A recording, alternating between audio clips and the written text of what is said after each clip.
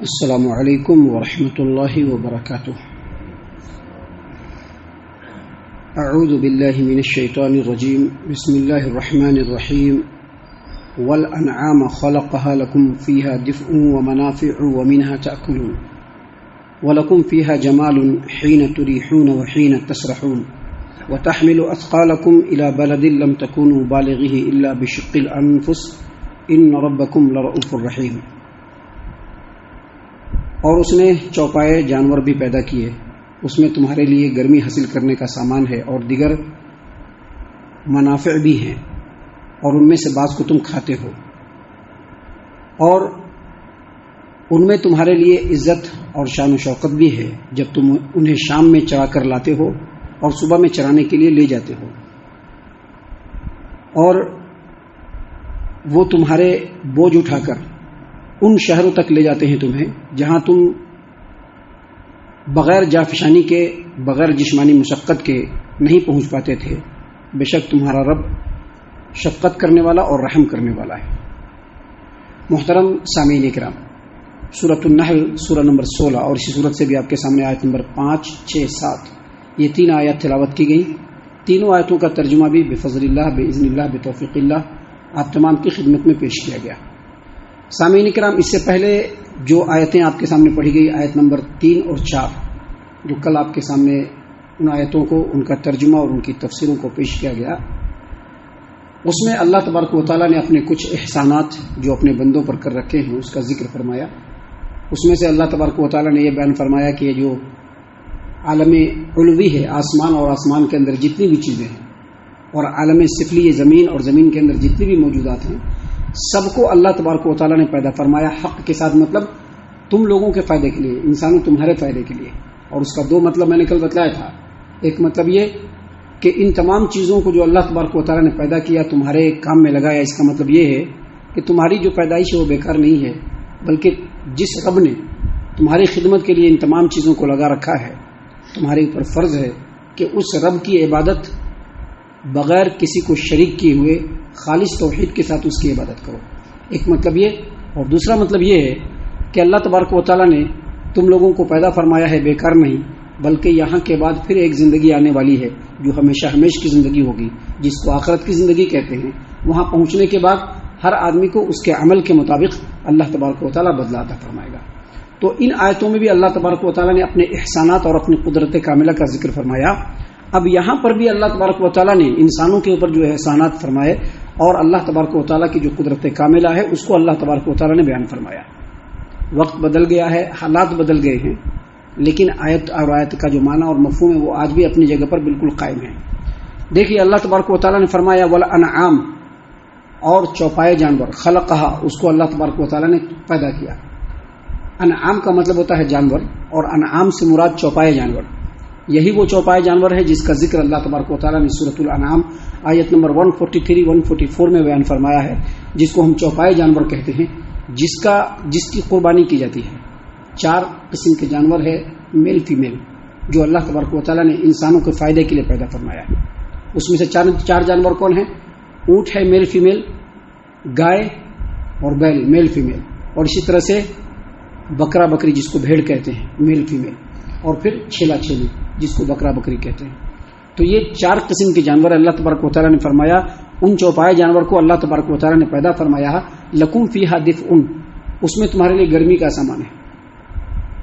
ابھی بھیڑ جس کو بکرا کہتے ہیں، اس کے اون سے بہت سارے گرم کپڑے بنتے ہیں، ان کے بالوں سے بہت سارے گرم کپڑے بنتے ہیں، اس سے قالین بنتے ہیں، اس سے غالیچے بنتے ہیں، اور بھی بہت ساری چیزیں بنتی ہیں جو انسان کے گرمی کا سامان ہے، انسان کے شان و شوکت کا سامان ہے۔ تو اللہ تبارک و تعالیٰ نے فرمایا، اور چوپائے جانور کو اس اللہ تبارک و تعالیٰ نے پیدا کیا لکم فیہا دفء، اس میں تمہارے لیے گرمی کا لباس ہے، گرمی کا سامان ہے۔ ابھی کوٹ پہنتے ہیں، سویٹر پہنتے ہیں، یا اس طرح کی جو دوسری گرمی کی چیزیں پہنتے ہیں، یہ سارے کے سارے جانوروں کے بال سے بنتے ہیں، اور خاص طور سے بھیڑ کے بال سے ہی بنتے ہیں جس کو بکرا کہتے ہیں۔ سامعین کرام، اللہ نے مزید آگے فرمایا ومنافع، اور اس میں دوسرے منافع بھی ہیں، یعنی دوسرے فائدے بھی ہیں۔ اب اس کا اور بھی بہت سارا سامان بنتا ہے، بہت سارے جانور کے چمڑوں کے جوتے بنتے ہیں، یہ جو قالین بنتے ہیں، غالیچے بنتے ہیں، یہ سب جانوروں کے اون اور ان کے بالوں سے بنتے ہیں۔ اللہ تبارک و تعالیٰ نے مزید فرمایا ومنھا تاکلون، اور ان میں سے کچھ جانوروں کے گوشت کو تم کھاتے ہو۔ ابھی جو جانور دودھ دیتا ہے، جس کے دودھ کو ہم پیتے ہیں، ایک جانور ہے جو دودھ دیتا ہے، اس کے دودھ کو ہم پیتے ہیں، گائے کے دودھ کو پیتے ہیں، بکری کے دودھ کو پیتے ہیں، اس سے فائدہ اٹھا رہے ہیں۔ لیکن پھر اسی سے جب بچہ پیدا ہوگا، اور نر بچہ اگر خاص طور سے پیدا ہوا، تو اس کو ذبح کر کے اس کے گوشت کو بھی ہم لوگ کھاتے ہیں۔ تو اللہ تبارک و تعالیٰ نے فرمایا ومنھا تاکلون، اس میں سے گوشت بھی تم کھاتے ہو۔ آج دیکھ لیجیے کتنا فائدہ اٹھا رہا ہے۔ ہر چیز بدل گیا ہے، حالات بھی بدل گئے ہیں، انسانوں کے فائدہ اٹھانے کے انداز بھی بدل گئے ہیں، لیکن اللہ تبارک و تعالیٰ نے جن چیزوں کو انسانوں کے فائدے کے لیے پیدا فرمایا، آج بھی وہ اپنی جگہ پر قائم ہے۔ آج بھی انسان اس سے فائدہ اٹھا رہا ہے، بھرپور فائدہ اٹھا رہا ہے، ہر اعتبار سے فائدہ اٹھا رہا ہے۔ ان تمام باتوں کو بیان کرنے کا مقصد مکہ والوں کے سامنے بھی یہی ہے کہ وہ لوگ شرک و کفر کو چھوڑ کر خالص اللہ تبارک و تعالیٰ کی عبادت میں لگ جائے۔ اور آج ہمارے سامنے جو ان باتوں کو بیان کیا جا رہا ہے، ان کو بیان کرنے کا بھی مقصد یہی ہے کہ انسان نفسانی خواہشاتوں سے ابھر کر کے اللہ تبارک و تعالیٰ کی عبادت کو اپنی زندگی کا مقصد بنا لے۔ ہماری زندگی کے مقاصد الگ الگ ہیں، مختلف قسم کے ہیں، جن کو ہم انجام دینے کے لیے دن اور رات ایک کیے ہوئے ہیں، لیکن رب العالمین نے اسی قرآن میں کہہ دیا کہ ہم نے انسانوں اور جناتوں کو پیدا کیا ہے صرف اپنی عبادت کے لیے، اور دوسرا کوئی کام نہیں ہے۔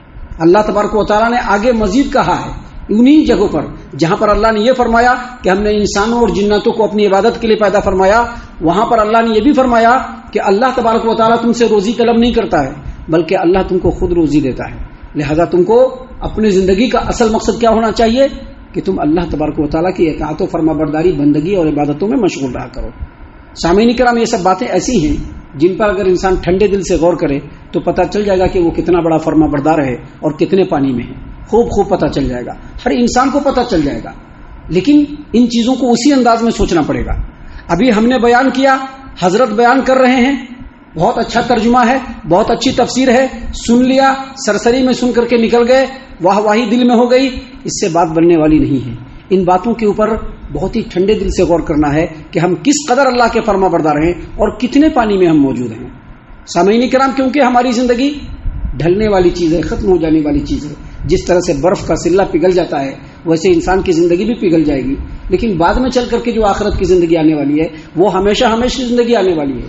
اس میں ہمیں کیسے کیا کرنا ہے یہ ہمیں خود سوچ لینا چاہیے، کیونکہ اللہ تبارک و تعالیٰ نے ان باتوں کو جو بیان فرمایا ہے اس کا اصل مقصد وہی ہے۔ سامعین کرام، آگے اللہ تبارک و تعالیٰ نے مزید فرمایا وَلَكُمْ فِيهَا جَمَالٌ، تمہارے پاس جو اللہ تبارک و تعالیٰ نے تم کو جانور عطا فرما رکھے ہیں۔ آج ہمارے پاس جانور نہیں، لیکن دنیا میں بہت سارے لوگ ہیں جن کے پاس بہت سارے جانور ہیں۔ جانور کے ریوڑ ہیں، صبح چرنے کے لیے جاتے ہیں، شام میں پھر ان کے ریوڑ میں واپس آتے ہیں۔ عرب کے اندر قریش قبیلے کو چھوڑ کر کے جتنے بھی قبائل تھے، ان کی جو اصل زندگی اور ان کا جو اصل گزر بسر تھا انہی جانوروں کے ریوڑوں کے اوپر تھا، جس میں اونٹ بھی ہوا کرتے تھے، بھیڑ بکریاں بھی ہوا کرتی تھیں، گائے بیل بھی ہوا کرتے تھے، حتیٰ کہ گدھے، خچر اور گھوڑے بھی ہوا کرتے تھے جو ریوڑ پار کر کے رکھتے تھے۔ کیونکہ ان کے گزر بسر کا سامان اسی پر ہوتا تھا۔ جو آدمی جس قدر جانوروں کا پالنے والا ہوتا تھا اسی قدر وہ دولت مند کہلاتا تھا۔ آج بھی آپ قریوں میں نکل کر کے دیکھ لیجئے، لوگ جانور کے گلے پالتے ہیں کہ نہیں پالتے ہیں؟ ایک بار نکال کر کے لے جاتے ہیں چرا کر کے، اور پھر شام کو لے کر کے آتے ہیں۔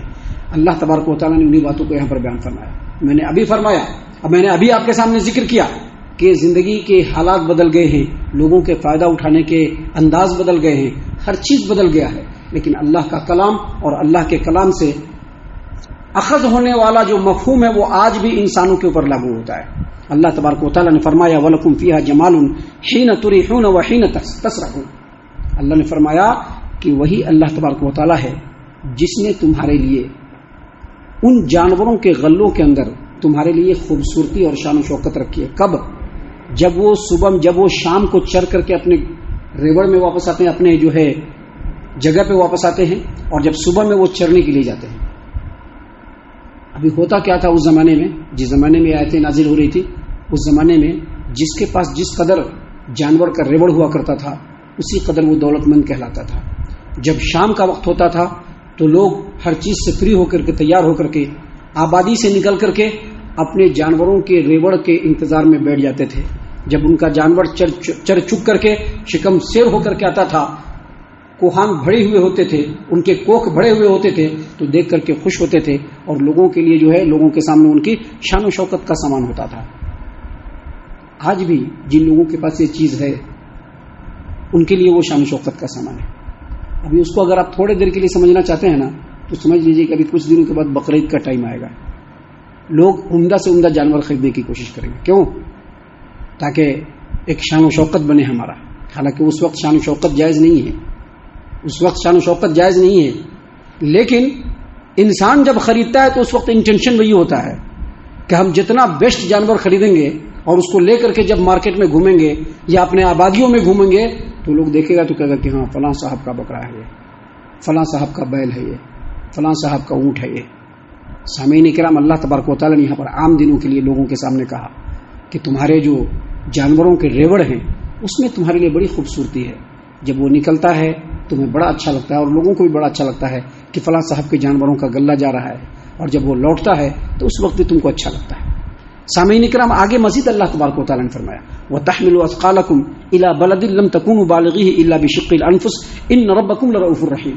اور وہ جو جانور ہیں، چاہے وہ گھوڑے ہوں، گدھے ہوں، یا اونٹ ہو یا بیل ہو، جو بھی جانور ہو، تمہارے بوجھ کو اٹھا کر کے، یعنی ایسے بوجھ کو جس کو اگر تم اٹھاؤ تو تمہاری کمر ٹوٹ جائے، تمہارے بوجھ کو اٹھا کر کے ان شہروں میں لے جاتے ہیں جن شہروں تک پہنچنا تمہارے لیے بڑی مشقت کا کام ہے۔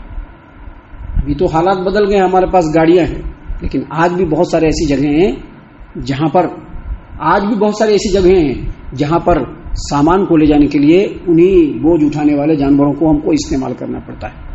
بڑے بڑے بوجھ جو انسان اپنے کندھوں پر نہیں لاد سکتے، اللہ تبارک و تعالیٰ نے ان جانوروں کو فکس کر دیا، تابع فرما دیا، فرما بردار کر دیا کہ ان پر سامان کو لاد کر کے انسان ایک جگہ سے دوسری جگہ لے کر کے جائے۔ اللہ نے فرمایا کہ اللہ کی یہ بڑی مہربانی ہے کہ اللہ تبارک و تعالیٰ نے ان جانوروں کو تمہارے لیے تابع فرمان کیا ہے کہ وہ بوجھ لے کر کے ایسے شہروں تک تم کو پہنچا دیتے ہیں جہاں تک تم اپنے جان کو آدھا کیے بغیر نہیں پہنچ سکتے۔